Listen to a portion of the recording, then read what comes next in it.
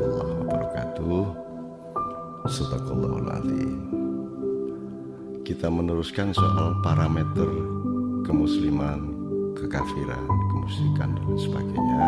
Tapi kita mengeksplorasi wilayah-wilayah tema dan skala yang mulai agak sedikit melebar. Misalnya salah satu bentuk syariat mahdhah itu adalah kita sholat menghadap Ka'bah.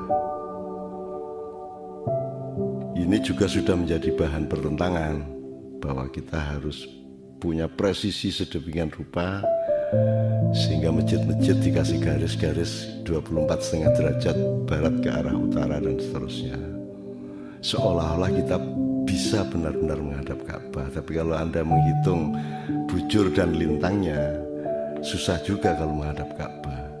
Jadi sebenarnya Ka'bah itu inisial saja. So kalau mau menghadap Ka'bah benar yo harus miring ke depan. Kalau dari Indonesia kudu miring nang ngarep berapa derajat kae sehingga wajah kita menghadap Ka'bah, karena bumi ini bulat.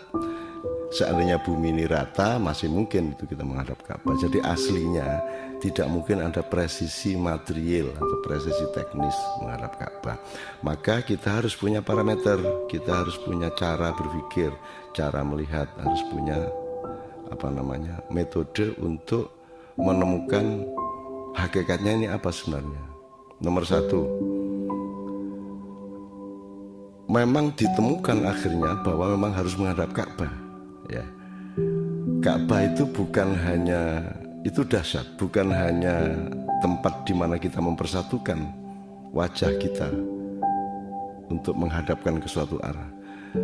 Akhirnya ditemukan bahwa memang Nabi Ibrahim dulu itu terbimbing oleh Allah untuk membangun Ka'bah di pusat, gampangnya titik nolnya dunia.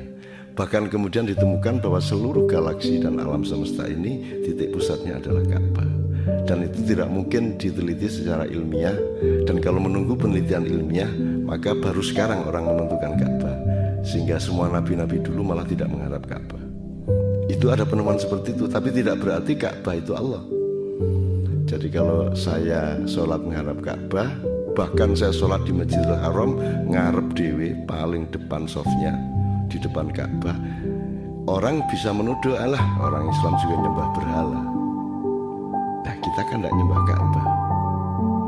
Nah sekarang orang lain yang nyembah patung itu, kalau dia mengatakan lu saya tidak nyembah patung kok, saya tuh menyembah sesuatu yang agung, yang maha besar, yang saya lambangkan dengan atau melalui patung ini.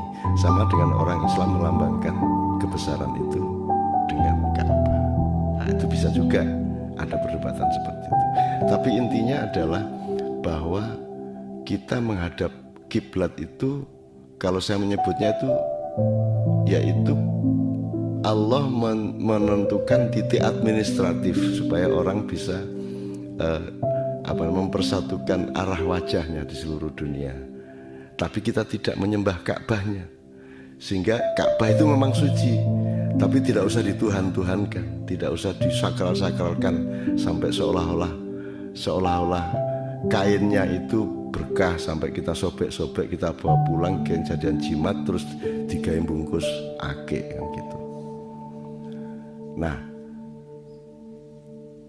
demikian juga Hajar Aswad. Kita mencium Hajar Aswad itu bukan karena Hajar Aswad punya keistimewaan secara fisik. Keistimewaannya Hajar Aswad adalah pada peristiwa di mana Rasulullah mencium dia. Maka Sayyidina Umar pun mengatakan sebelum mencium Ka'bah, kalau tidak karena Rasulullah mencium kamu, aku tidak akan bersedia mencium kamu. Dan begitu.